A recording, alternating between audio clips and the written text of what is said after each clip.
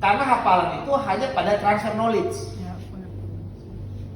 Tetapi dipastikan pengetahuan itu menjadi dia apa? Dia tumbuh, dia jadi grow mindset. Dia menjadi punya berproblem solver, dia menjadi pemecah masalah dengan pengetahuan. Karena memang sekolah ini kan bukan untuk dia jadi mencari pekerja langsung, tetapi dia jadi problem solver. Membangun. Misalkan nih, Ibu ngajar apa nih? IPA. IPA. IPA materi apa? Sekarang kelas 7. Ukuran ya? 7 ya, pengukuran. Ciri-ciri Dulu semester 1 Pengukuran. Sekarang pertanyaannya. Kan ada pertanyaannya paling penting. Mengapa pengukuran itu harus anak-anak tahu? Ya. Kan begitu ya? Kan Mengapa harus dipelajari? Mengapa harus dipelajari? Itu namanya kebermaknaan itu. Ya. Mengapa kamu harus pelajari ini tentang satuan-satuan internasional? Satuan-satuan standarnya. Iya. Kenapa? Apa esensinya? Contoh sama kayak mengapa dia harus belajar bilangan? Ya kan? Di bahasa Indonesia dia belajar. Itu harus jadi pertanyaan reflektif untuk guru memastikan kebermanfaatan pengetahuan. Pengetahuan ini akan bermanfaat untuk dirinya gitu. Jadi itulah yang paling penting di dalam bermakna ini juga. Sehingga ketika Bapak Ibu, ini biasa kan dengan LK nih kita nih. Ya. Boleh nggak ada LK nggak ya? Bisa. Ya, sekarang ada LK nggak? LK-nya dilihat Bu Bisa Mei. lihat. Nah, maksudnya saya ingin nunjukin Ya. di mana tuh kebermaknaan dalam LK itu. Maksudnya kita bisa. Nah. Nggak apa-apa. Ini, enggak, mana? salah Coba satu salah contoh satunya. lamar kerja siswa. Lamar kerja siswa. Cabut. Nih. Ini yang. Coba lihat ya. Ini kan aktivitas energi di sekitar kita. Tuh bayangin. Keren banget ini. Kalau kita bicara kebermanfaatan. Energi tidak dapat diciptakan, tidak dapat diciptakan, tetapi dapat berubah bentuk. Bayangin ini DP kata-kata. Energi tidak dapat diciptakan dan juga tidak Dimusnahkan. tapi bisa berubah. Hanya Esensinya apa tuh dalam hidupnya anak? Keimanan dan ketakwaan. Bayangin Bapak Ibu tuh. Baru kata ini saja. Baru kata ini. Energi tidak bisa dimusnahkan, tidak bisa diciptakan, Tapi bisa dibantu. tapi bisa. Berarti apa? Kekekalan kan sebenarnya. Ya. Keabadian. Yang pertama, Kekekalan kan ya. kekekalan kan ini. Coba ya. Berarti pertanyaannya kan akan bernuansa pada Dengan masalah agama. pembentukan jati dirinya kan? Ya, jati diri. Pembangkangan religiusnya. Ya. Iya. Jadi kamu ini berarti sesungguhnya ini kamu berada di kelas ini karena ada energi nak. Udah. Apa? Benar nggak? Ya. Bayangin. Kenapa kita pada dalam ini sekarang? Ini bicara energi potensial, energi. Potensial kan definisi, kinetik definisi. Tapi apa namanya potensial energi? Itu harus dibicarakan pada proses kebermaknaan. Kenapa energi itu tidak bisa diciptakan, tidak bisa dimusnahkan? Mengapa?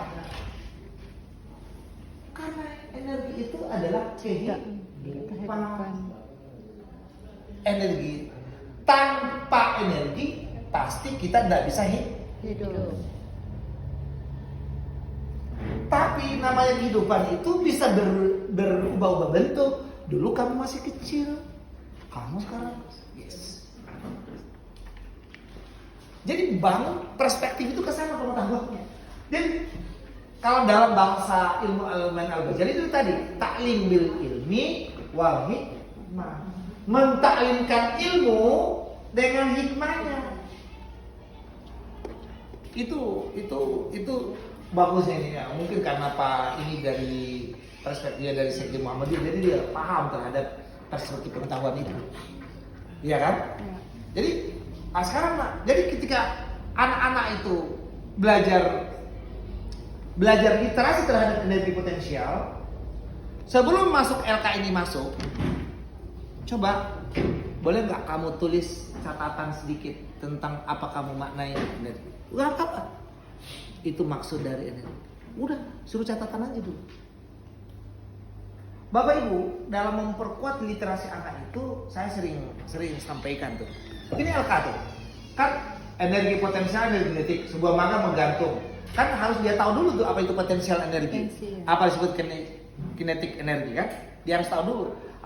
Dalam tahu itu harus bahasanya apa? Kehidupan sehari-hari.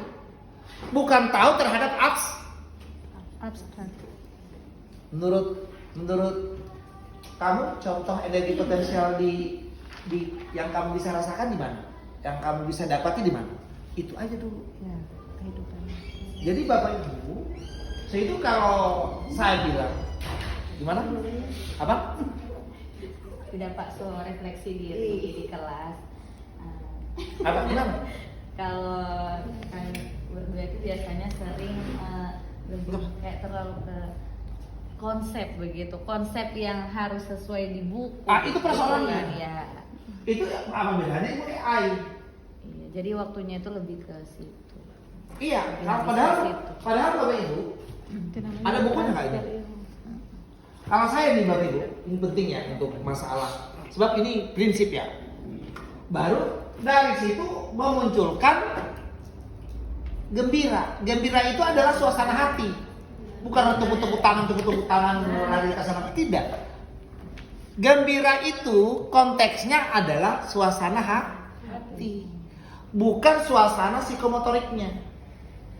Gembira itu harus tepuk tangan, enggak. Dia merasa nyaman, dia merasa itu namanya gembira. Suasananya. Jadi yang ditimbulkan itu adalah sense-nya, perasaannya. Dia tetap yang disebut kalau dalam ilmu psikologi itu disebut namanya curiosity. Tahu curiosity? Jadi kalau ibu itu, bapak ibu guru itu punya talent ngajar yang benar, itu sampai memunculkan yang namanya curiosity. Itu namanya menggembirakan. Rasa ingin tahu terus. Perhatian penuh. Iya, dia rasa ingin, bukan perhatian, attention beda. Dia rasa ingin tahu itu kenyamanan. Oh iya, berarti sama. Kayak contoh ini energi potensial mangga jatuh tuh. Kenapa kok menggantung takanya jenis energi apa yang dimiliki mangga kan? Dia menggantung tapi nggak jatuh. Why? Kan gitu ya. Nah itu namanya curiosity. Rasa ingin tahu. Jadi membuka perspektif dia untuk berpikir gitu loh. Dia malah pokoknya, mau kerja ke sana ini ya, baca baik-baik baca baik-baik. Jadi energi dominan apa yang dimiliki mangga, tapi kita nggak jelasin tuh. Energi potensial dalam kehidupan sehari-hari kita nggak tahu. Akhirnya dia hanya mengabstraksikan. Boleh teman-teman berbukti. Bahasa Gorontalo. Tahu bahasa Gorontalo nih, nggak apa-apa. Tahu ya? Tahu kan? Maksudnya dia. Ngerti ya? Kok lu bisa-bisa di buku ini? Makanya dia keriting DP otak. Ibu PHT keriting lagi. Baru bikin kamar apa kamu tidak tahu, baru sudah bagian terus. Ya Allah. Padahal awarenessnya nggak pernah di ini. Karena sekali lagi Bapak Ibu, belajar itu membangun perspektif.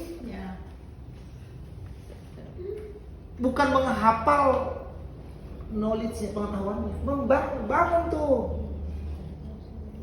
tuh, bener. Begitu juga guru agama tuh Pak. Guru agama itu bukan penceramah di kelas, tapi bangun. Kayak contoh nih, bangun ini barusan nih Maulid dari risalah Rasulullah tentang misalkan tentang perspektif hijrah Rasul. Bukan membangun hijrah adalah peristiwa Perjalanan. itu. Tapi besok kalau belajar hijrah sama saya, besok kamu bawa peta dunia. Tuh kan mengalami curiosity, Pak. Bagian apa Besok? yang Ah, peristiwa iya, hijrah? apa? Iya. Quraisy itu namanya. Karena Bapak Ibu guru agama bukan penceramah. Anak-anak inquiry. Besok bawa peta sama bawa oke? Besok kalian kan sudah pernah belajar geografi kan? Pernah. Oke. Nanti kalian bisa baca dulu seperti apa keadaan alam Saudi, Timur Tengah, Arabia atau Timur Tengah. Keadaan alamnya gimana tuh? Belajar hijrah ini suruh baca misalkan ini Pak ya, ini contoh lagi nih, contoh kan saya akan kasih contoh aja. Maka saya siapkan LK begini, kan gitu ya, untuk menguatkan tentang apa itu makna peristiwa hijrah, kebermaknaan terhadap proses berpikir, ya kan? Nah disitulah kalau Bapak Ibu nanya terhadap kapan Nabi hijrah, gampang. Boleh di Langsung peristiwa hijrah. Dengan siapa Rasul berhijrah, gampang. Tapi kebermanaannya nggak muncul. Yang ada cuma hafalan. Ya. Oke? Ya. Disitulah suruh bawa peta. Mereka melakukan ilustrasi. Coba, kan perintahnya di situ. Tuliskan keadaan alam di Saudi Arabia atau di Timur Tengah gitu. Keadaan alamnya padus, kemudian lihat berapa jarak Mekah Medina. Kan peristiwa itu kan Mekah Medina Pak. Pada saat peristiwa itu Rasulullah apa, jalan kaki atau jalan apa gitu. Tulis itu keadaannya. Dari situlah mereka melakukan itu seperti mereka itu melihat Rasulullah sebentar, dia ukur itu Mekah Palestina, dia ukur peta, ukurlah peta jarak Mekah Medina. Kalau dia ukurannya berapa? 1 cm pada peta sama dengan kan begitu ya, dia ukur. Ternyata jarak Mekah Medina sekitar 500 km gitu, 500 kilometer. Coba kalau seandainya kalau ke apa jaraknya sama dengan Gorontalo Manado, sama. Sekitar begitu, bayangin. Waktu itu Rasulullah jalan kaki. Bagaimana keadaannya jalan kaki? Panas, tandus. Kan mereka gambarin tuh bagaimana perjuangan. Jadi yang di kebermaknaan hijrah itu bicara masalah perjuangan Rasulullah. Kalau tidak perjuangan itu nggak berkembang. Karena bicara masalah hijrah itu bicara perintah terhadap perkembangan Islam. Karena penandanya lewat hijrah. Nanti hijrah baru itu berkembang Islam kan? Ya. Yang sebelumnya kan hanya di Mekah saja dapat 11 pengikut, padahal udah nanti perintah. Disitulah kebermanaan. Nah, jadi kalau kamu berkembang itu harus kamu hijrah. Kamu harus cari yang terbaik, itu maksudnya. Disitulah semangat hijrahnya muncul. Bukan sekedar menggambarkan deskripsi Rasulullah. Nah, bayangin dia hanya jalan kaki terik matahari. Kamu jalan 2 kilo di tengah matahari gimana? Rasulullah itu jalan 500 kilo jalan kaki terik matahari padang pasir. Bayangin kalau bukan Allah jaga dengan semua itu yang harus dimaknai sebagai peristiwa Hijrah.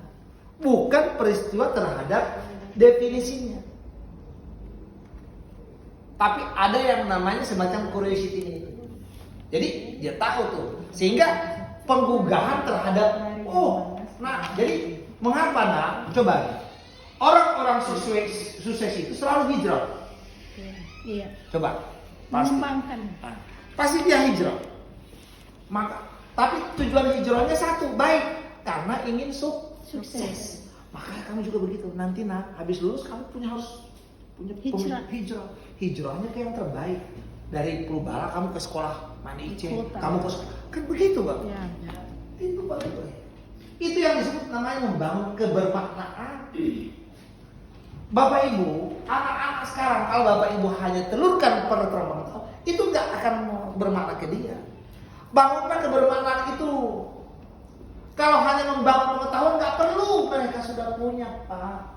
Bapak Ibu cuma di akal nanti. Ini kan cuma dia tanya di AI sudah dia Jawab menjawab. kamu. Benar nggak? Ya. Tapi itu nggak bermakna.